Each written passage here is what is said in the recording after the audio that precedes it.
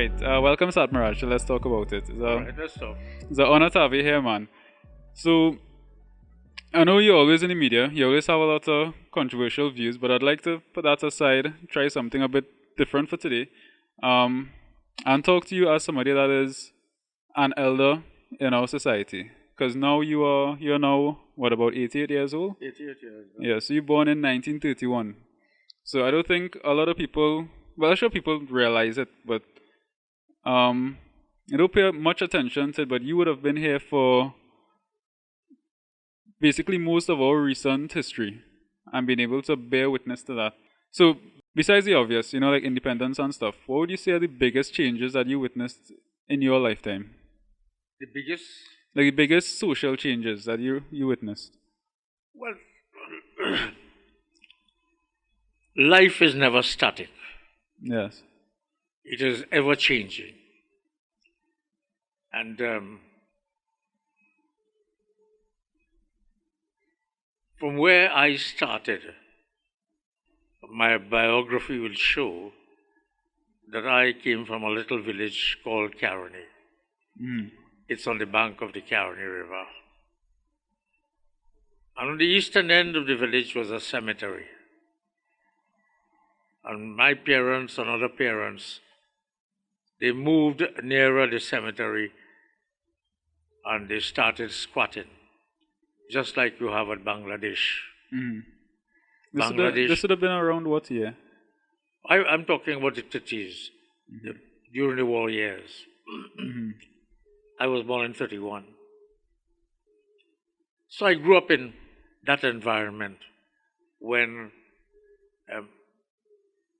none of these things were available because we had mud trace. We drank water from the river, the Caroni River. It was pure and clean, pristine. And there's very little that anyone could do except agriculture, the sugar industry. So all my parents and grandparents, they were working on the sugar estate. There was no electricity, there was no running water, absolutely nothing.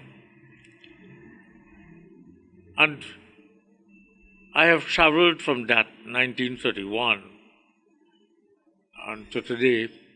I have been to every country that I wanted to go to. I have done most of the things that I wanted to do. And life has changed so dramatically, not only in countries across the world, but even here in Trinidad. And I was recently speaking to some principals of mine in our schools, and I was pointing out to them that many of the things that they are teaching today will become irrelevant tomorrow. In terms because of social science is moving so quickly, and that especially in outer space. Because if we are discovering other planets and so on, we might reach a position where we siphon resources from the other planets to bring to our planet. Nothing is impossible now. So you see these dramatic changes. When I was growing up, there was nothing called television. Now you've gone past television. Look at the setup that you have here. Yeah, you get TV on demand on your phone. You could go anywhere with it. Anything. So that life has changed dramatically. And I tell my younger siblings and my younger friends that you must thank the generation that went before you for introducing and effective these changes so that you could be where you are today. Well, if you think about it, nothing we have here today could be built in one generation. So first to even reach this level as a society, you could only do it by building on generations that came before you. And the things that we want to achieve, they can't achieve it in one generation either. So we have to keep moving forward, and we have to keep knowing where we are and building on the people that came before us. And we can't forget that. Definitely not. But the key point in me raising this question is that, you see, sometimes people come to me for a job as a teacher, and they hold a lot of university degrees. And my response to them, a university degree does not make a teacher. So what makes A teacher is much more than that. A teacher is a person with a heart, not only a head, with a heart. And I ask some silly questions. You want to be a teacher in a primary school? Suppose you are teaching 5-year-olds, and the little boy pee up his pants. It's not in the teaching manual. How will you respond to that? I'm testing out the ability of the person to reach out, whether you could reach out. Sometimes they come at the headquarters of the Maha Sabha for a teaching job, and I ask the question, what organization, social organization you belong to, what temple you belong to, what cricket club you belong to, what debating society you belong to. And I point out to them, a teacher is somebody that reaches out, that is part of the community. And you are a selfish person. You could never be a teacher. You'll never be a good teacher, a selfish person. And then I will pose the question, how did you reach here for this interview? How you traveled to come? If you're coming from San Fernando, the highway, that. And then I asked, did you build that? The road you took to reach here, did you build it? And the answer is no, previous generations. I say, so what are you putting in place now so that future generations will benefit from your inputs? The ability to give back. Are you a person who wants to give back to society for so much that you've inherited? You're looking for that kind of person that reaches out. So that has always been my philosophy. Our approach to this is always to encourage people, no matter at what level of society you are, and no matter at what level your income is, give back a little, just a little back to society. Because everything that you have inherited. You didn't build. You didn't build the electricity grid at the time when there was no electricity in Trinidad. Just a few, like Port of Spain or San Fernando. So do you get a lot of teachers that show these qualities, or what sort of people do you get? Like what? No, I meet a lot of people who are giving back on their own. That's good. That's good. I know a lot of people who are. As a matter of fact, the organization called the Sanatan Dharma Maha Sabha. We exist on the charity of our people. They give back to us. We have difficulty in the school system because the state say they don't have any money. No repairs, no renovation, no nothing. Any breakdown. The community comes forward and does that. Everything. The community comes forward and do it. Otherwise, we'll shut down. There are some schools that are shut down because they don't get the community help. But we do get community help. A lot of help from the community. So now I'm wondering if that is why you notice a lot of people of Indian descent do better academically. If you look at SEA and the CXC results, the ones that are topping in the Caribbean, a lot of the times are from Indian descent. And I'm wondering if it's just because the schools, maybe under the Maha Sabha, the SMS, get this support. Well, apart from it, there's a number of factors that have come together. We must remember that the Catholic Church is here with their schools 175 years. The Anglicans are here for almost the same period. The Presbyterians are here for more than 100 years. The Maha Sabha was only granted permission to build schools in 1952. So that we are newcomers, as it were. And when we were given the opportunity to build schools, to educate, because there were not sufficient schools across the country, areas didn't have any schools, children didn't go to school, they went to the cane fields. And when we were given opportunity in 1952, we had no money. And there are areas in this country where people went into the forests and cut timber and built school and covered it with carrot leaves. On the floor, they make a mixture of cow dung and mud and water, and they paste the floor. We started there. So that in 1956, Dr. Eric Williams, when he came to power, he described those schools as cowsheds. It is there in the media. People keep reminding that they were called cowsheds. You have moved in to come here on a compound, the Tunapuna Hindu School. You see anything resembling a cowshed? But this is what you call self-transformation. We didn't wait on anybody to come from Canada to build schools for us. We didn't wait for anybody to come from Ireland to build schools for us.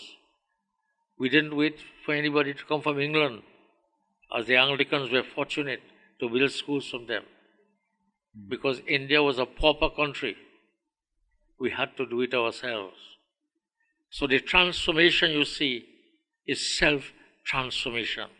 A people transforming itself.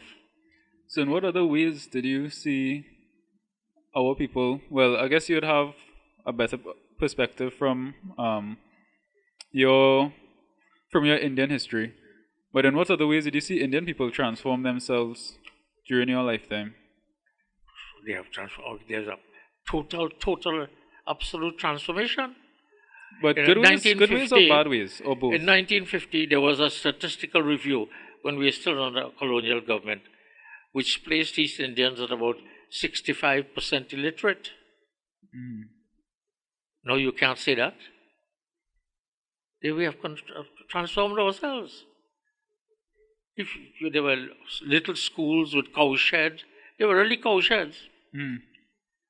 But the leader of the then Maha Sabha responded to Eric Williams and said, it is better to give a child an education in a cowshed than not give that child any education at all. I agree with that. Because the biggest educational institution is always the home. And the first teacher is the mother. The child learns more from the mother in the home, so that at the age of 5, the child is really educated by the mother. So what on happens? Many things. What happens now when you have both parents working? So the mother isn't available there to raise the child herself. Well, if both parents are working, they could afford to send the child to a nursery and things like that. But if you have no parents at all, only a mother, and we have a large percentage of children in this country like that, they can't identify who the father is, and if they could, no assistance from the father. That's part of the problem. You see, you're thinking that some magic wand was wafted and the Hindus transformed themselves. It didn't happen so. The education starts in the school. If the home is dysfunctional, the child will become dysfunctional. You see, I had a good friend by the name of Dr. Morgan Job, and he used to say these things quite plainly on the radio. And they wanted to get rid of him because he was speaking the truth. For saying that dysfunctional families are causing dysfunctional children? Because if the family is dysfunctional, the child will grow up being dysfunctional. Well, that just sounds like common sense. Yeah? I say that just sounds like common sense to me. Yes. You see, rather than look for There are some people, some who call themselves professors, they're looking for excuses elsewhere rather than face up to the fact that, listen, we must educate our people to embrace these opportunities rather than blame others for succeeding. There's a big debate about the SCA exam, on people cheating and things like that. Absolutely false. That's shifting the blame. I don't think that is where the problem is, because we are definitely more educated as a country now than we have ever been, with GATE and all that. But I have a lot of friends that are educated, they have their bachelor's degree, they have their master's degree, and they just can't get a job. So I think that is the issue that they starting to look at in terms of success now. You did everything you're told to be successful, and you have all the qualifications to be successful, and you spend your entire life building up to be a successful person. You put in the sacrifice, and all of a sudden you don't have opportunities now. And I think not everybody is able to shift their focus so easily and find a new opportunity. So you'll have some of those that are accustomed being told what to do. Because I think that's another thing with our education system. Is a lot of instruction and not a lot of creativity where they tell you, just do what you want and figure it out for yourself. It's more of, do these questions these ways, these are the correct answers, learn the correct answers, and you'll pass and go on to the next grade. So you have people coming out, and I talk in tertiary level, I talk in people coming out of university with excellent grades, but they don't have that ability to look for a problem and become the solution for that problem for themselves. So if they don't have some form of emolument income, some form of a job where they could work for somebody, they're not sure exactly what to do. I think that might be a part of the problem now as well. But that is a part of the problem. I saw statistics where we have 300 students who are qualified as doctors and can't get jobs. Yeah. Now, I also know a lot of people who have used this media to get jobs elsewhere. I know we have teachers who are teaching English in China, who are teaching English in Japan, and some of these other countries. So they look elsewhere, out of Trinidad, to get assistance. But the fact is that, and I wrote a series of articles in the Guardian newspaper, a 3-part series on the changing face of education. This Ministry of Education, our Ministry of Education, 2 weeks ago, they saw a big release. The book bags that the children are carrying are too heavy. Yeah, so it is damaging. But the same government stopped giving out the laptops when all the books could have been in the laptop, and the child swinging it to school, no book bag. So on the one hand, you prevent the child from getting the laptop and moving on to secondary school with all the textbook there. And on the other hand, you're saying the book bag is too heavy. It's affecting the backbone of the child and things like that. So I think the problem lies with our planners. You're still focusing on areas that these jobs will disappear. You're now talking about putting computers in school. This world has gone robotic. Your competitor will not be another human being. Your competitor will be a robot. The robot will take over the job. And yet, you see anything in the education system, any statement, anything coming out, giving out scholarships to do robotics. And this is what is taking place across the world. So, as a people, we are slow to respond to the changing needs across the world and take advantage of it. I know another area where changes come in, where we seem slow to respond as well. I'm not sure how you feel on this, but legalization of drugs like weed and stuff. I know it's California where they legalized it, and the taxes from it they decided to use to build schools. And they actually ran out of money, and they ran out of things to spend the money on, because the amount of taxes they got from this new market, they were spending it on schools to fix their schools or whatever, They fixed all the issues they had to fix, and they still had a surplus afterwards. Are you aware that marijuana was legal here? Well, I guess it was legal everywhere. When I was growing up, it was legal. Yeah. It was sold in the shops. Because it wasn't only made illegal in the States in around 1930? That was part of the culture. The Indians used to call it bhang. And we didn't have this amount of crime. If it's legalized in the morning, half the crime disappears. So because the Americans and the British wanted to sell alcohol, you ban marijuana, but everybody get drunk on alcohol. So this part of the business community is so powerful, they could control what legislation should take place here. Yeah, and I think because in that case, alcohol, you need to have a brewery to make it, to mass produce it. A plant, you could probably just grow it in your backyard. They have no reason to go to your business to get it. So it was probably just a power play This is purely government interference in things that they shouldn't interfere in everything. Why should they want to dictate what you eat and what you drink? Educate us, yes. Educate the population. What is good for you, what is not good for you.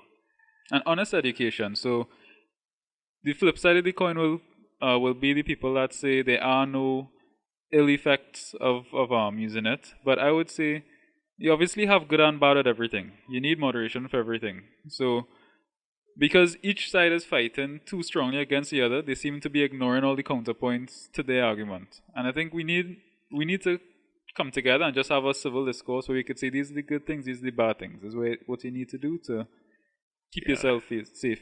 But we have a tendency to politicize everything and cover your action. You see, in every country in the world, politics is a divisive force. And it's no different in Trinidad. People tell me that the politics of Trinidad is based on race. A significant amount of it seems to be. Yeah, very so. Yeah.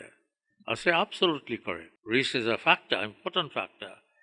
But also in America, they run the polls. Who the blacks supporting, who the Hispanics supporting, who the whites supporting, who the Pentecostals supporting, who the Catholics supporting, who the males are supporting, who the females are supporting. So it's a factor across the world that these differences, regional differences, Tobago and Trinidad, Scotland and England, Ireland and England, California and Trump, that kind of, so you have regional differences. The well-educated in any society should be able to recognize the differences and surmount the differences. How to surmount the differences, rather than allow those differences to become a divisive force in the society. So what must we do to surmount our differences between our races? Where can we start? Where can we start as just ordinary people? I start by, you see, when I was growing up in my village, everybody lived together, They lived in poverty and they shared what little they have. The Afros, the Indos, those who remained in the sugar industry, they lived together, they shared together. There was no division, there was no politics then. Well, this would be before independence. That long ago. I talk about in the 1940s, 1930s, and earlier than that. There was no division. So it's the recent politicians, after independence, they use race and religion and these differences to win power. They are part of the problem. The politics is part of the problem. What importance do you think religion plays? And what importance do you think religion plays in all of this? Well, in terms of where we are heading as a country. Because I saw a study recently, it was a show done, I think it was by TV6 or CNC, Yeah. a program called Exodus, where they were following the decline in Christianity. And they say, I think these last 10 years have been some of the worst in terms of the decline in religiousness among the Christian faith. I don't know, I didn't see any numbers for the Hindu faith or the Islamic faith to know if there's a general increase or decline or shift. But I'm wondering, what does that mean for our future as a country? Do we need... Remember, the spread of Christianity, both Catholicism and Anglicanism, they were spread with the colonial conquest of various territories across the world. This wasn't a spontaneous movement to these religions. This was virtually a forced upon them, because the soldiers went in first. I think one African leader wrote a book, which I read a long time ago. I think it was from one of the African countries, in which he talked about first the soldiers will come.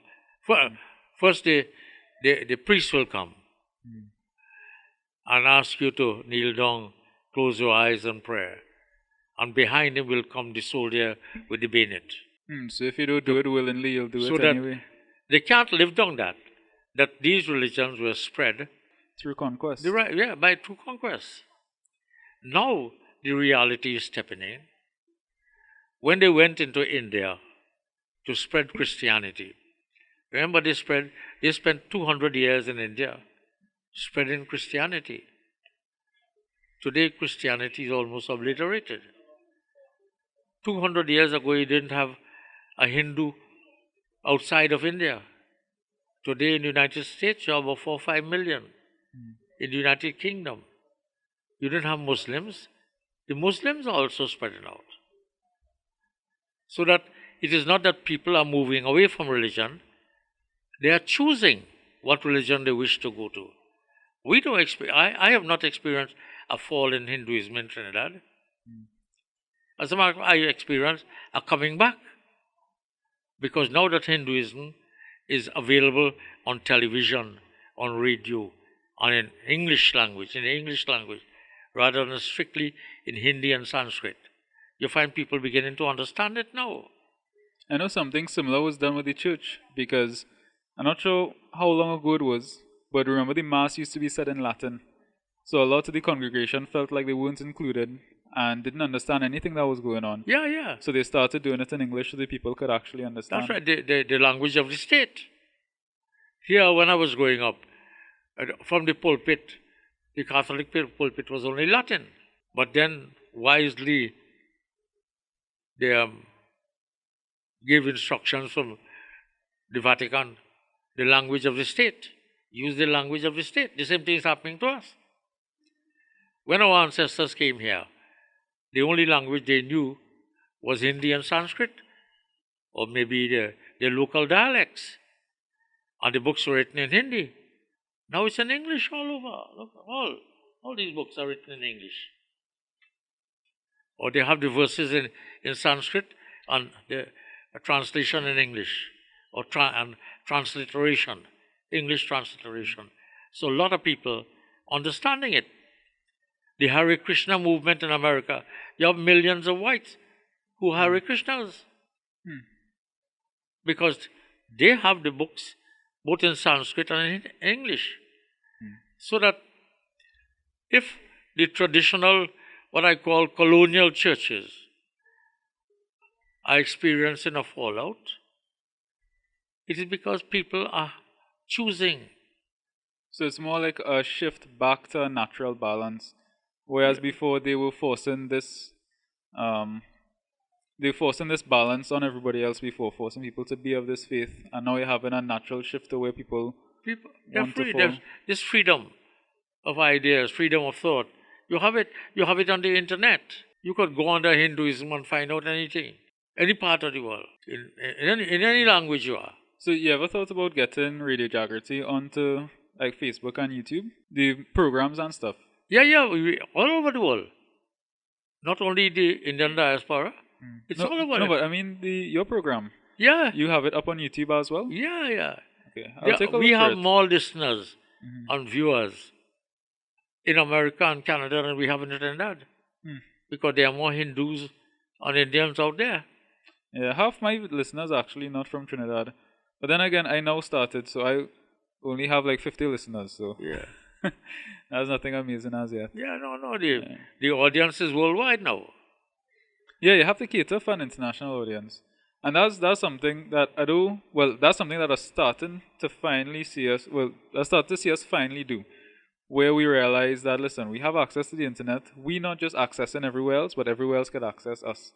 So now a lot of people, they're not just making media for our local community anymore. If you look at just our soca, you're starting to have Spanish soca songs, you're starting to have soca songs with a dance beat to cater for a more international audience. It's not just the pure soca we had when I was growing up, which wasn't even that long ago, because I'm only 30 years old. So, and I still witness all this change in my short lifetime so far. Yeah. Well, now the expression that the world is one village, is that truism? That because the cultures are all mixed. So when you try to impose a culture like you're trying to do in Trinidad here, we culture, one culture, there's a conglomerate of cultures here. All our taxes are going into funding steelpan. You see any place the state funding TASA? And you know the biggest steel pan manufacturer is from the States. He came down here, he heard it, he liked it so much. I think he was a mechanical engineer. And he went back to the States and he set up a factory. He did his research. And down here where they still, they had an article in one of the newspapers recently about it. Down here where they're still using, well, you know the traditional way. You take the oil drum, you beat it into the shape and you tune it and stuff. He just taken a piece of sheet metal. He did his acoustic calculations to figure out, okay, what shape will give you what notes. And he will take a sheet metal and a hydraulic press, and just press it. And within 30 seconds, you have a new steel pan. And so he going, just press and go. So his one company, I think, in 1 year, made about $1 million US in sales of steel pan alone. And that's just in the States. And we're still here trying to form steel pans out of steel drums. You see the Ministry of Education. No, I'm not knocking our steel pan in the traditional way. I'm I just say we need to evolve. You are not knocking them. I'm knocking them. I just say we need to evolve. The Ministry of hold us to a high Education standard. is asking us to put steelpan in schools. And my response is that, listen, musical instrument must be of choice. There are some children, by their very nature, will like soft music, string instruments. There are some children that like percussion instrument, beating pan. Some children like wind instrument, like blowing a flute. If you want to put music in school, put all the music of choice. Don't impose one thing. This is we culture. What is we culture? We culture is a conglomerate of cultures. Not only that, but if you look at any culture now, there's hardly any pure cultures left. If you listen to music will pull from all over the world. So yeah, I agree with that. If you want to put music in school, you can't put steel pans alone. Because I will tell you, I grew up in a school where the only instruments we had was steel pan, and the music teacher had a piano. So all we learned was the steel pan and the recorder. The recorder is one of the most annoying instruments in the world, so obviously I hated the recorder growing up. And then I was forced to play steel pan, and being forced to do something as a child. If you're being forced to do one thing, you're naturally just not going to want to do it after a while. So I think the issue of choice is definitely very important when it comes to music. But even now, you don't need an instrument to play, because you have all these things pre-recorded to give you music in the background. You have some local artists that are doing stuff like that. You want tabla music? You have it there. You get it there. You want a sitar? You get it there. Now that's good for a music producer or somebody that wants to compose their own music. But for somebody that loves music, it's a little bit sad sometimes. You know, if I go to a concert, I go to a live performance, and all I see is somebody stand up singing, and all the instruments just coming through the speakers. You lose that organic feel to the music. As opposed to if you go and see a small band play and you know this guy hitting the drums, this person playing the guitar, this guy in the drums feel to do something, he do something in the moment, you know, you go on his entire experience. So it's good you have all those it's good you have all of the software to get that music in the background. But I think you'll always have that need for live music and that need for live talent. Because that's something you could always recognize and respect. But very often you have a live band there, but really is recorded music. Yeah, that's the worst. I think that's they're the worst. Only there as a show with all the instruments, and you think you're listening to them when everything is pre-recorded. So all sorts of things. But basically, I think that in Trinidad and Tobago, boy, we are a good people. Definitely. I don't want to be anywhere else. Hello. I lived in London for a number of years. Many of my children were born in London. Some of them away with children, grandchildren. But home is home. I grew up on the bank of the Caroni River. And I've given instructions to my children. I want to be cremated on the bank of the Caroni River, not on the Ganges in India. Right here. Full circle. This is my home. My ancestral home is India. My business world home might be elsewhere. But I was born here. But the old saying goes, my navel string is buried here. It's my land. And it hurts when you have a few people, a few voices, creating all the furore in the land. They think they have all the answers when they are the problems themselves. So, if I had to leave one message, this land, Trinidad and Tobago, belongs to this generation and generations yet to be born. And we, the present generation, the policy makers, we are the problem. We, the policy makers, we are the problem in Trinidad. And I just hope that my generation coming up now doesn't let their resentment drive them. Because, you know, if you let resentment drive you, we have some racism in politics. You let that resentment drive you, you just want to one up and retaliate.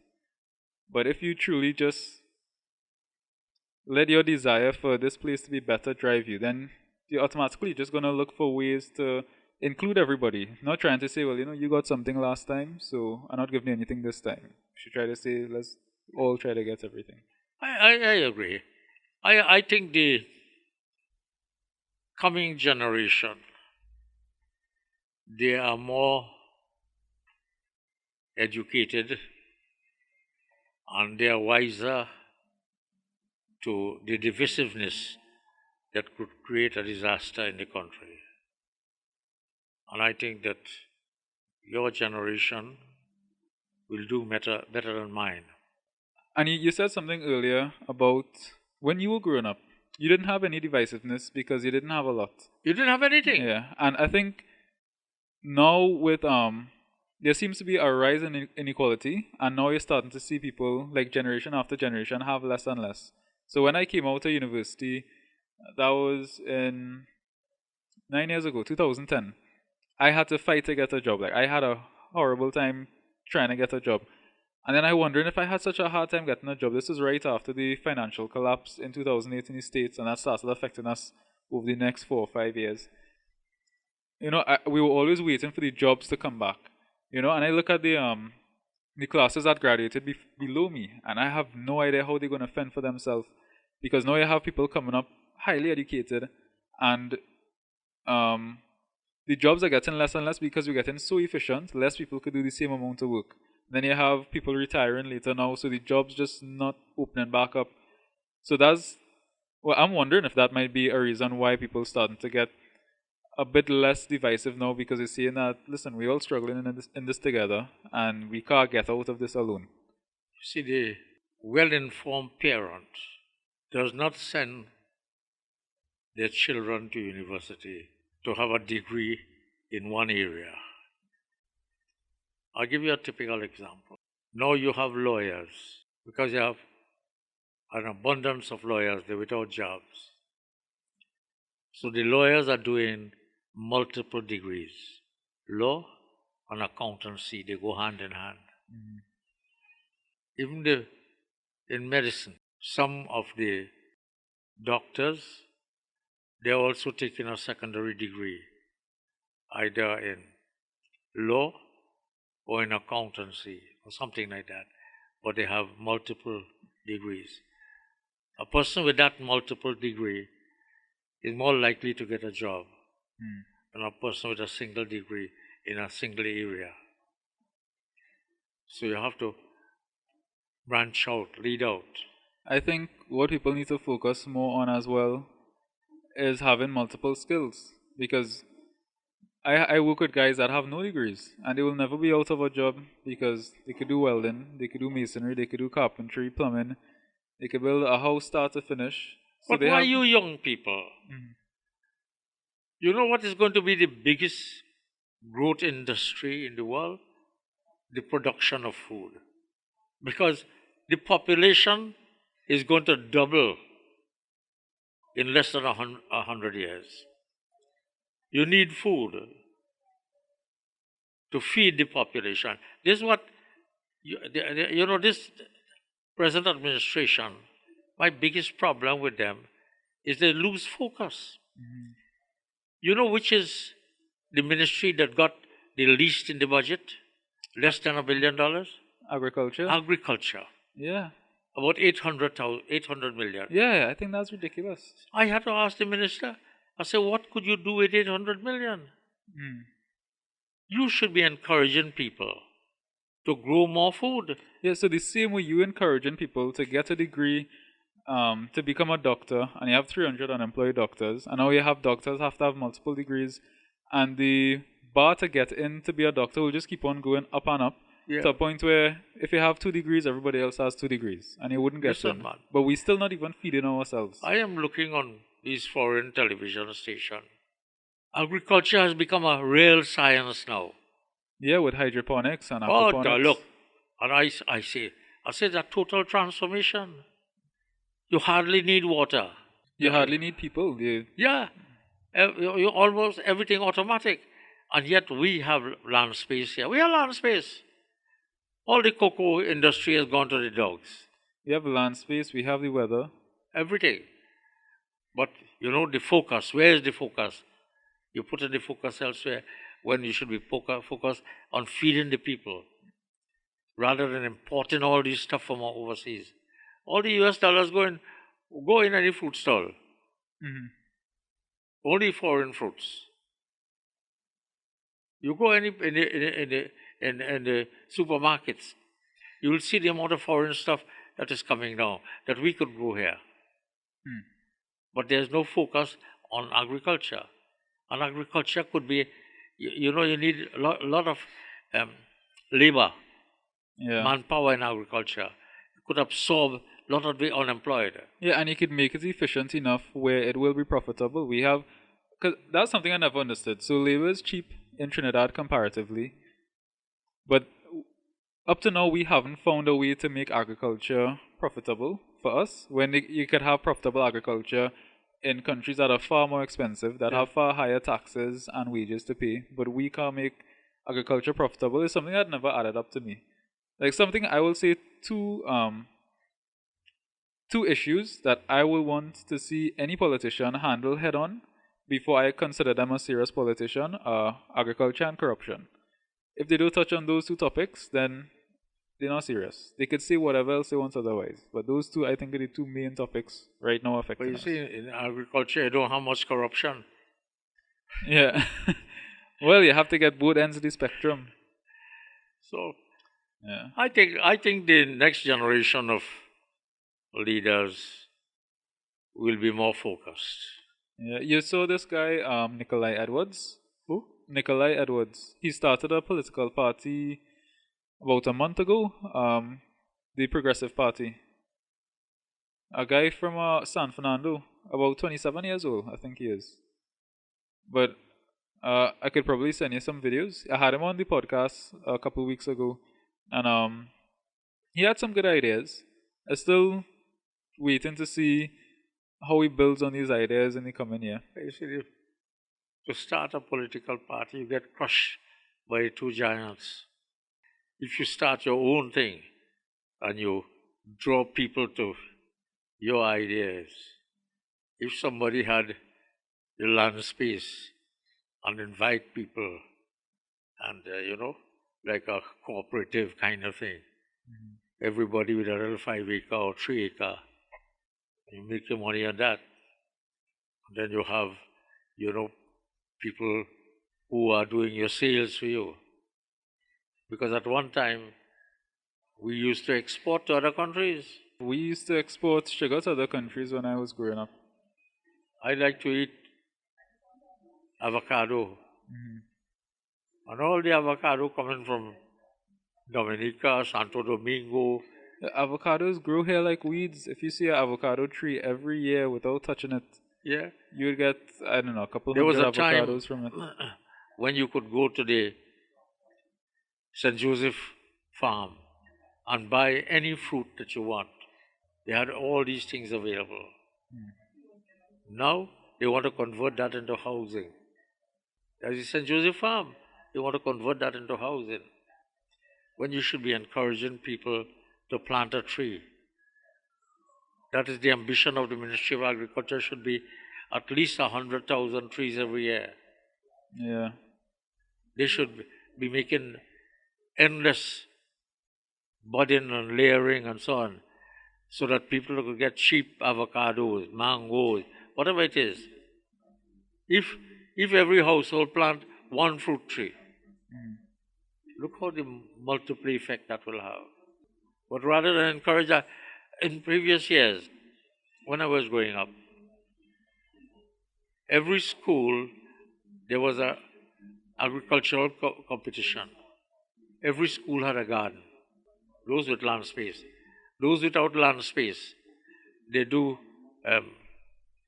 this scientific thing where they do little beds and so on. They do it there. Now you go to these schools, you don't see a tree growing there. Nothing. And the Ministry of Agriculture has to do that. They give you the schools will go and you get free flowering plants, free fruit trees for the schools. That's same St. Joseph Farm. So what sort of initiatives does the Ministry of Agriculture have now?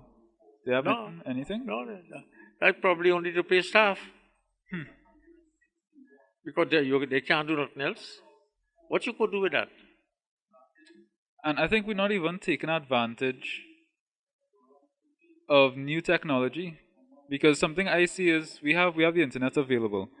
I could video call with anybody I want to talk to. Why is half of the country leaving other parts of Trinidad to drive to Port of Spain every single day, to go and sit down on a computer and work, to drive all the way back home?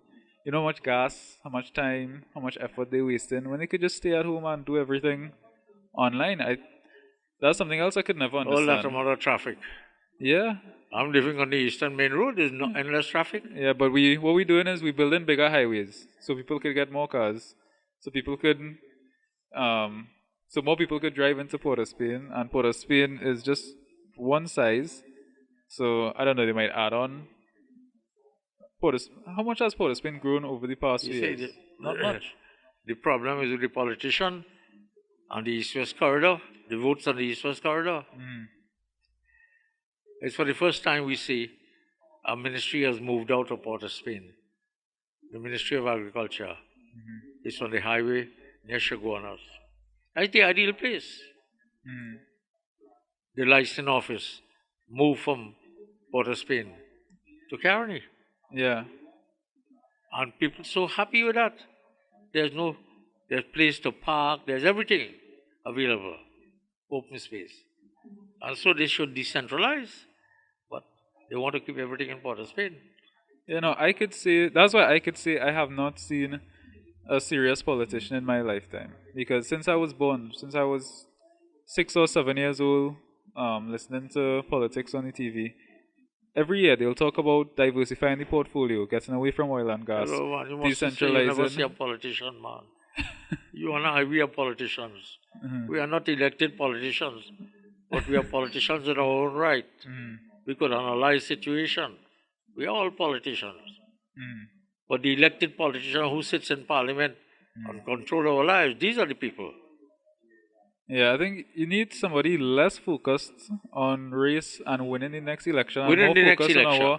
more focused on our long-term goals. Like where I know PNM had their Vision 2020, that's Vision 2040 now, and I read through the 2020 manifesto just a couple weeks ago, and a lot of the things they talked about, it sound very, very nice on paper, but 2019 now, and how much of it has actually come to pass? How much of it has actually changed in terms of fighting for Listen, man, when they go into an election, they hire professionals to do a manifesto, you know. Well, so all these words mean nothing, absolutely nothing. Yeah, well, that's what I get in that. So when I was younger, I have to say younger because I was still young. So when I was younger and more gullible, and I'll see this and I'll think, well, yeah, you know, this country you should going read somewhere. This manifesto. We voted for this party, but this is the better manifesto.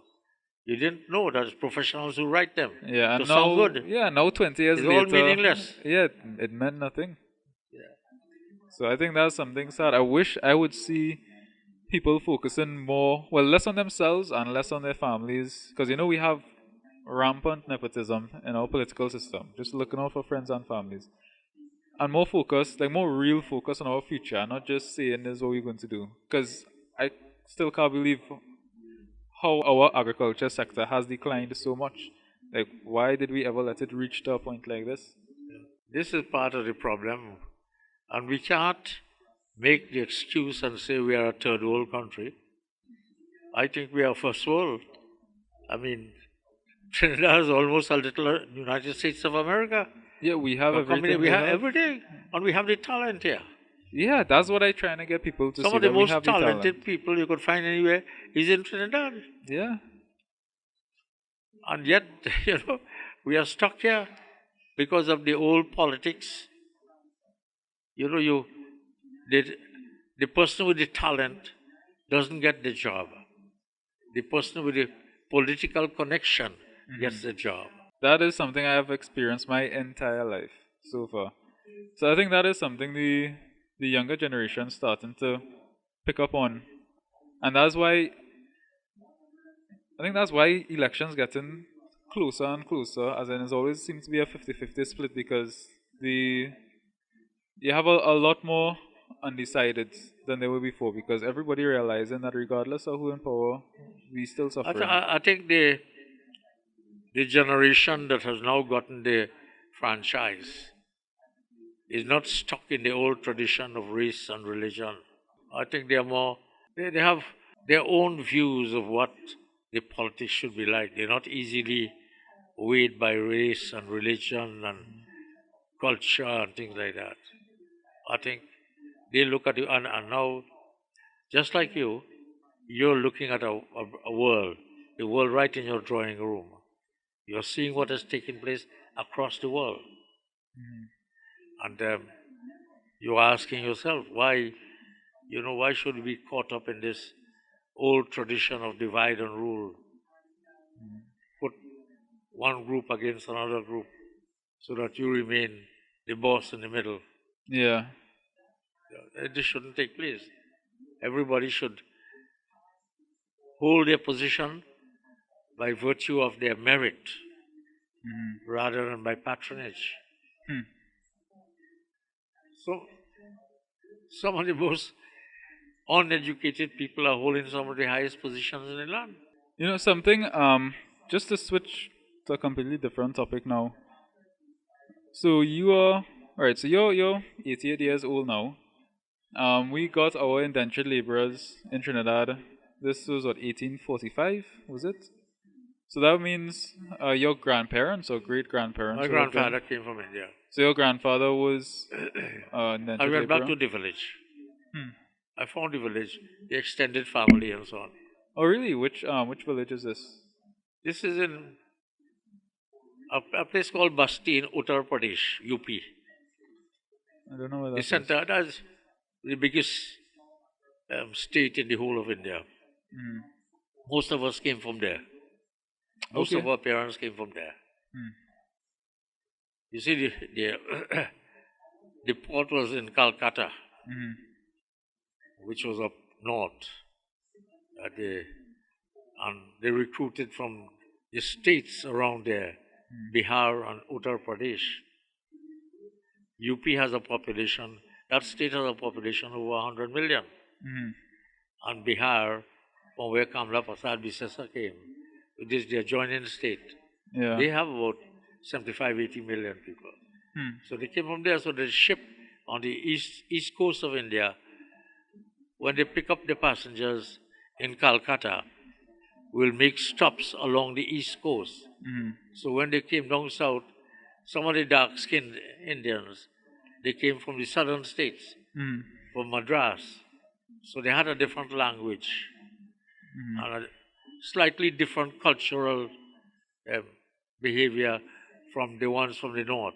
Yeah. Because each state had their own cultural kind of behavior.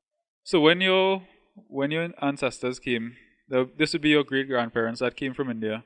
My grandfather, Your grandfather, he would have come to, well, he would have settled in Karani one time, or he settled elsewhere. when they arrived here, first of all, they were placed on Nelson Island in quarantine. Okay. That was a quarantine station, you know. They had to quarantine you and ensure that you're not carrying any disease. Mm-hmm. So after a few weeks on the island there, then they send you out to the various plantations. Mm-hmm. So they would have been quarantined on Nelson Island. There are still some relics there that point to their presence. And then from there, where did they come when they came to will Trinidad? go to they'll distribute them to the various estates.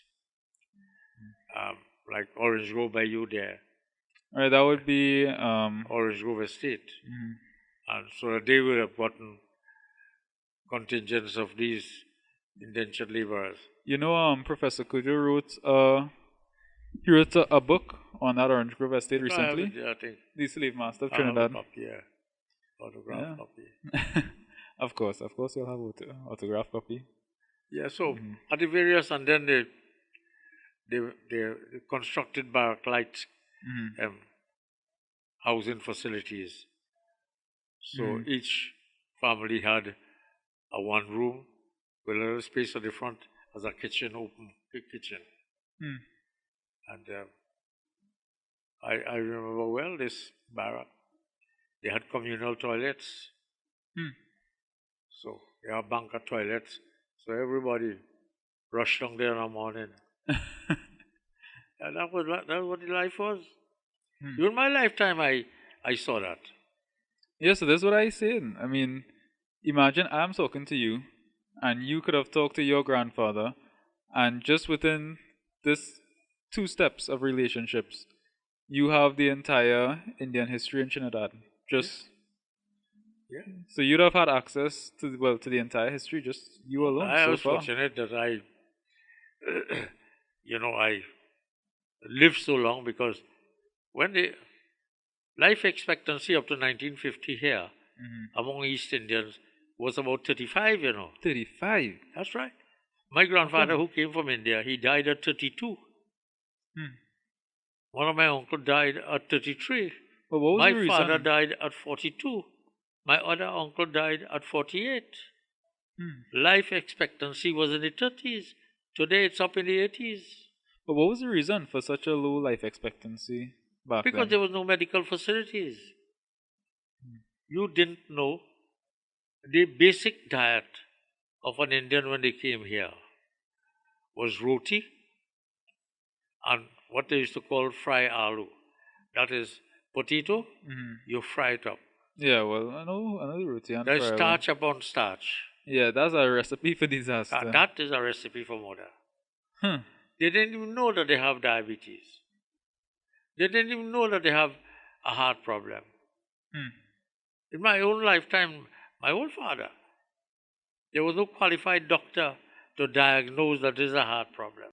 So in my lifetime, my friend, the Tunapuna court was a board building right where the Tunapuna,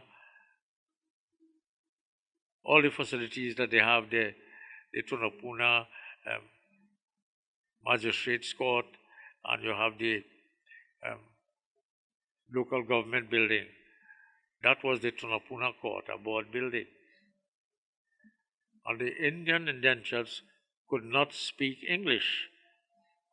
So if they had to appear in court, there was a special person in the court, was called the interpreter.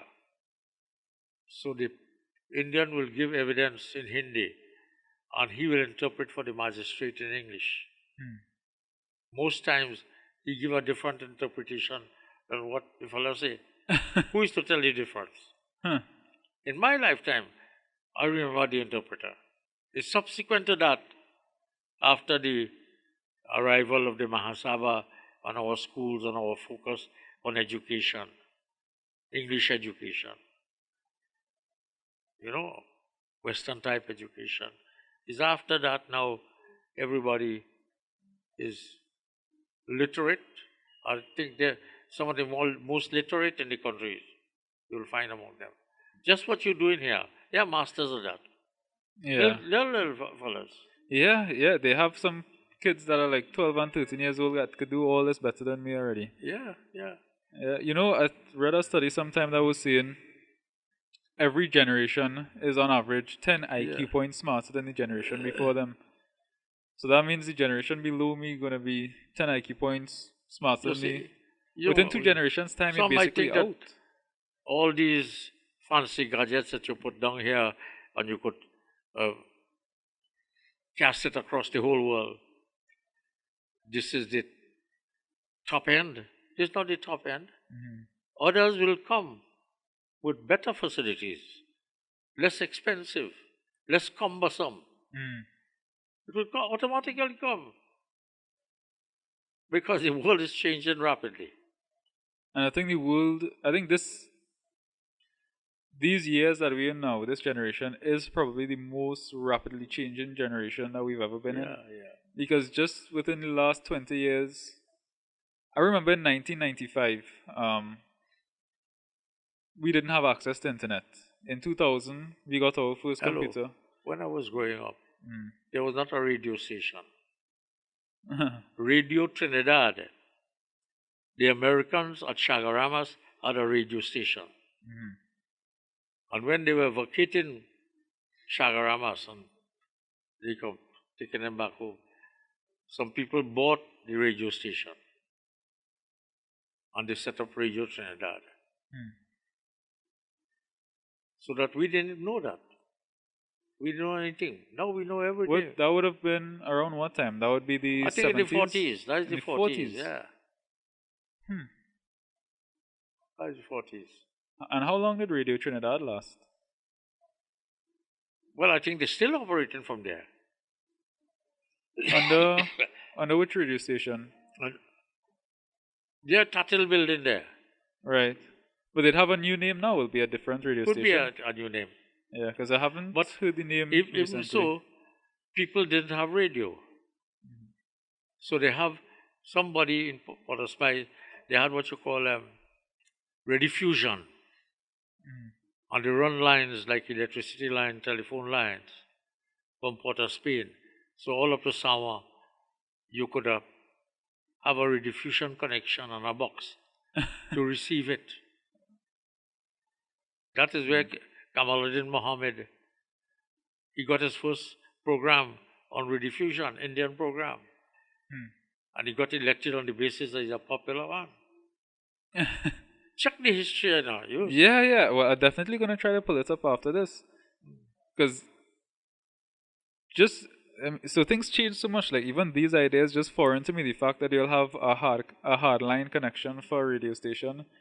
When now you could pull up anything just over Look, there. we have a television and radio station here. You know the history of this? Radio Jaagriti? No, I never heard the history of it. That's part of the record of Trinidad and Tobago, right? We applied for a radio license. And the Patrick administration refused to give us a license. Under what grounds? They had any reason? They just didn't give us.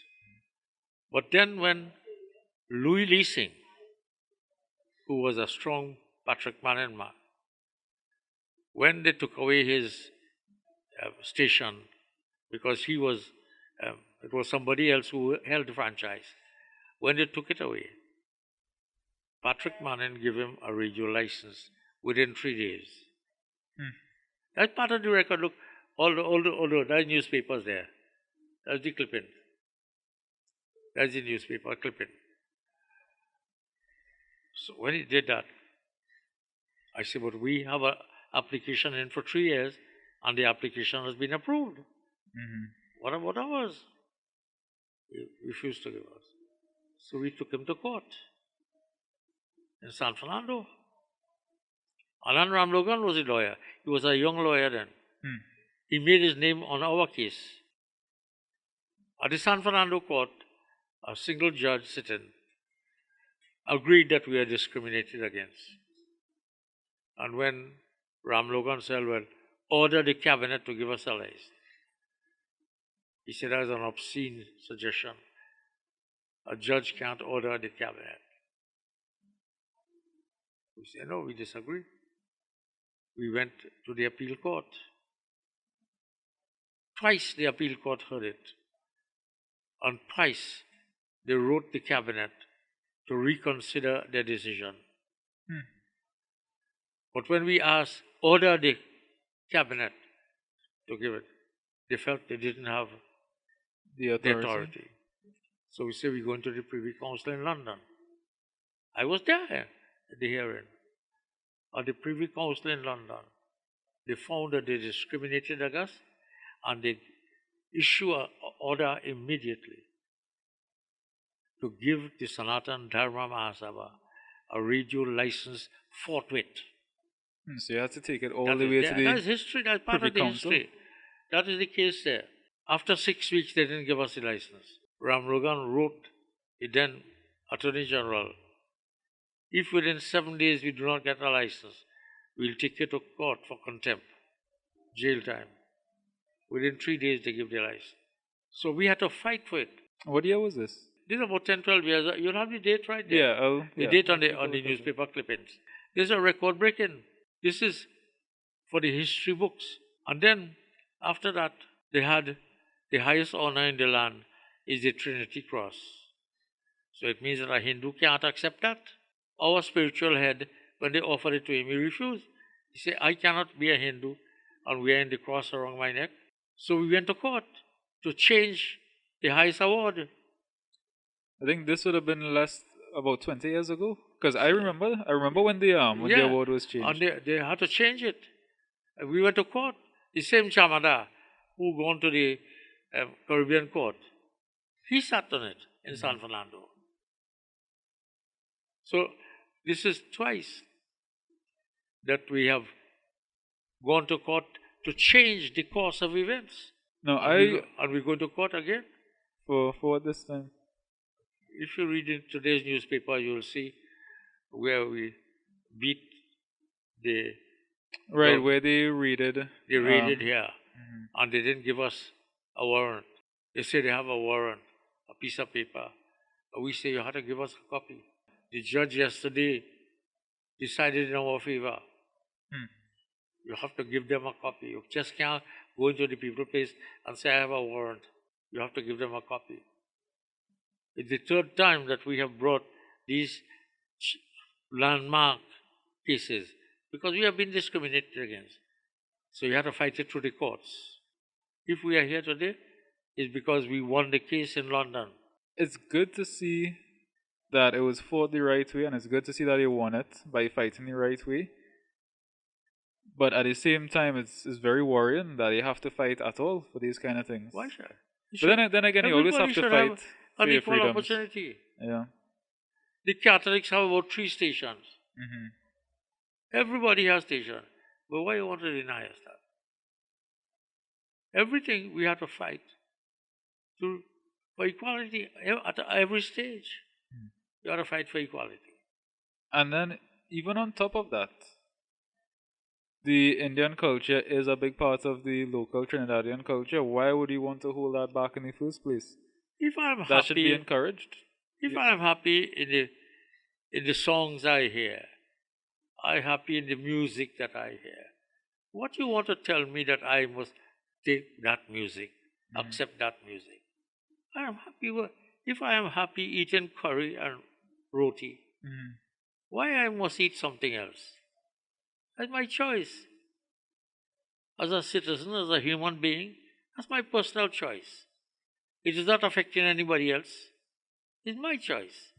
You want to impose. You want to tell me what? So no funding for Indian culture. You could find 350 million for Carnival, but you can't find 50,000 for Pagua. On my tax dollar, always saying to you, give me back some of my tax dollar. Yeah, to use it for these public events. Yeah, give everybody now. Why the state must become involved in religion and culture? That's not the duty of the state. It's the people. Culture is the spontaneous expression of a people. That's the classic description of what culture is. You ask anybody. It's the spontaneous expression of a people. It's not the imposed article. It's you must feel that way. You must feel that I want to hear tassa drumming. And I must feel that I want to hear steelpan. And each one, to each his own. That's how it should be. But you're taking all my money, taxpayers' money, pumping in one area and you say that's weak culture. The state has no business in culture. So, in any part of the world, you see the state in culture, they will give you. Might have grants, but they wouldn't. They're not involved in the culture. All over. They will. If you have the symphony orchestra, you will get a little state grant. Yeah, that's what I say. I mean, the grants would be good to help promote it, but it shouldn't be used as a means to discriminate. And this is all for political purposes again. I think the politics in Trinidad just gets too involved in too much. The things that they should be doing, they are not doing. Yeah. That is running the country efficiently. That should be the focus at all time. Don't get involved in extraneous. Let the people do their thing. Yeah, well, just one last thing before we go. I just want to talk about Hinduism now. So,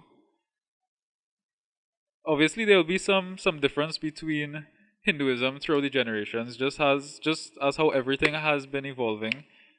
Do you see a difference in the beliefs that younger Hindus hold as opposed to Hindus of your generation? Or do you see the beliefs that you hold as sort of speaking for, all the Hindus? There is a classic Hindu injunction about the religion. Dish or kal or samay bichar. In the practice of your religion, take account of the country, the time, and the circumstances.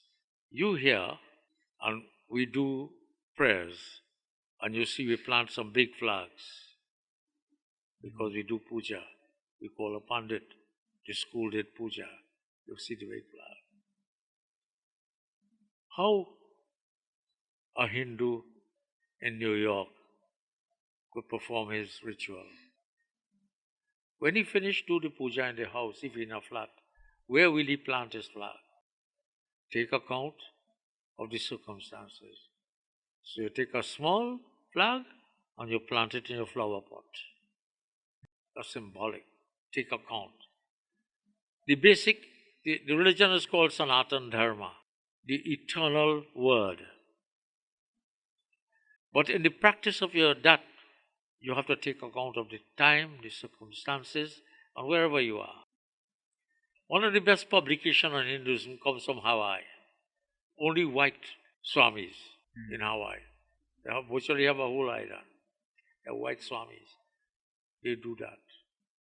They came here. They hired a ship and they came and spent 2 days in Port of Spain about 15 years ago. So that, again, I point out, if you living in Canada and it's winter time, plenty of the ingredients we use, like leaves and so on, mango leaves and that, You can't find it in Canada. So what do you use? You find alternative. If you can't find all the ingredients that you offer, that my grandfather used to offer, my grandmother used to offer, you make changes. And similarly, when our ancestors came here, when a Pandit went to do a prayer, he couldn't say a word in English.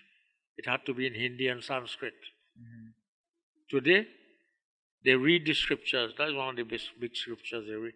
They read it in Hindi and they translate in English for the audience. Just like the Catholics. Everything was done in Latin. They had to change it. No. Same principle. Now, I know there has been some disagreement on some beliefs like arranged marriage and child marriage and stuff that I think you were on news recently talking about that you're still in support of the current law, and some people are saying that they want the age for legal marriage to be raised. I think I'm not sure what age you're calling for, 16 or 18. The tradition among Hindus many years ago was that as soon as the girl reaches the age of puberty, there was no school. They never went to school. There was no school. So you can't say she go to school. After the age of puberty, they will have, I wouldn't call it arranged marriages, I'd call organized marriage. Because now all you in arranged marriages. Because go on the internet and see, you have large companies with 10 million girls and 10 million boys on the compatibility. And that is arranged marriage? Yeah, that is. We're doing what the same Hindus but used that to is do. where at least they have a choice. It's not organize a marriage from somebody other than themselves, like from parents. Yeah. So that the Western world is computer organized. This was human to human. My family knew your family. Your family knew another family. And so that kind of arrangement was made among family. It worked well.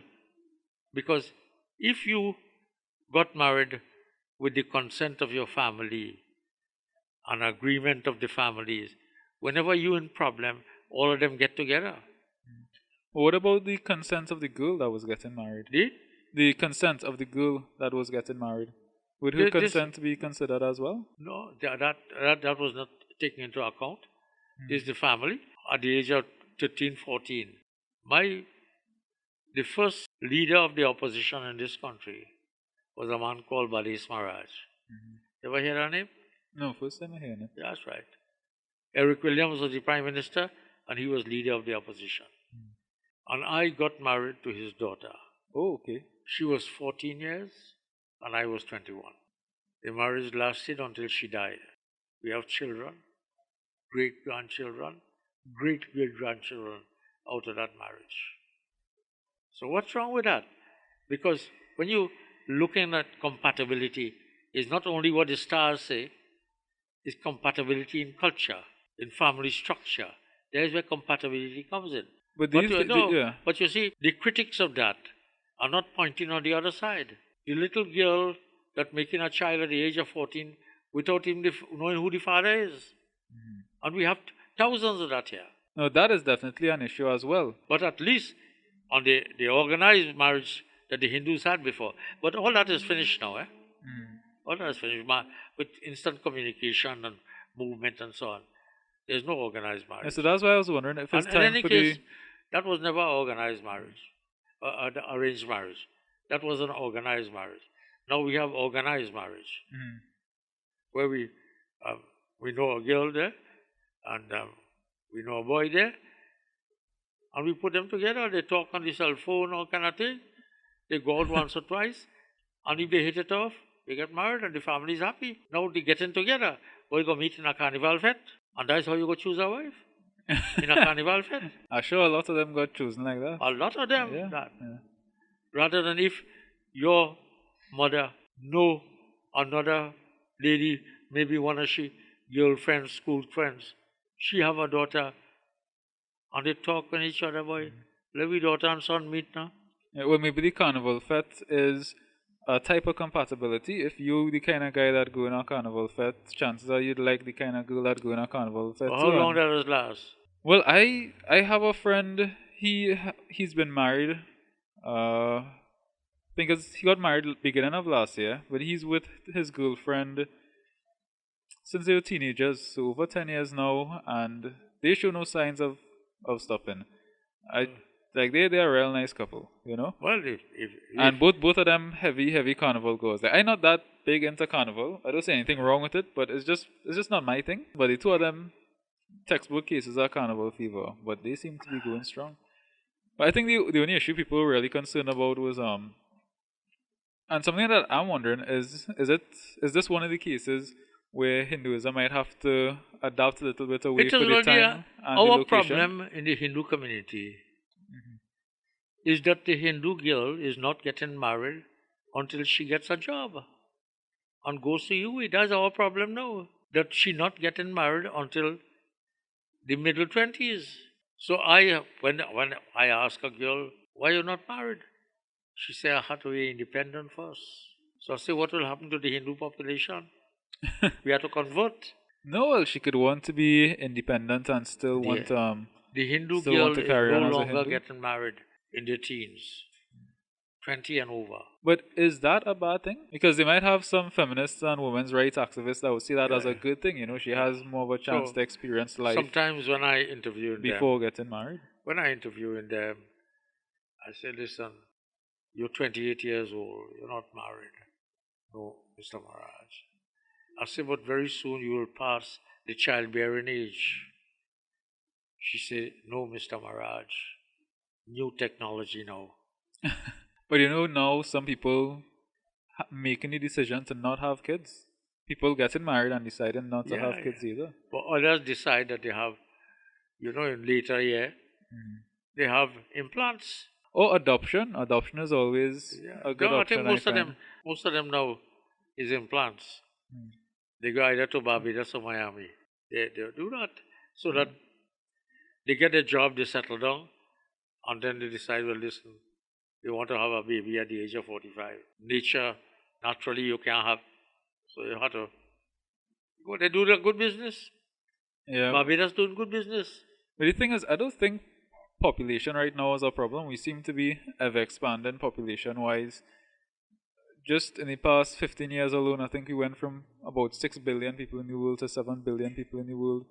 So it might be a good thing that some people deciding to have less We are kids. here because we are really first world. In many ways, we are not first world, but we are in a first world orbit with North America right there, Canada right there, the UK right there. And our economy closely tied to all of and this. based on that. But in like the Asian and African countries, they have not reached that status yet.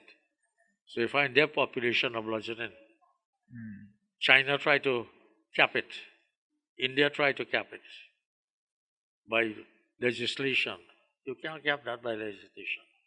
You could only do that by education.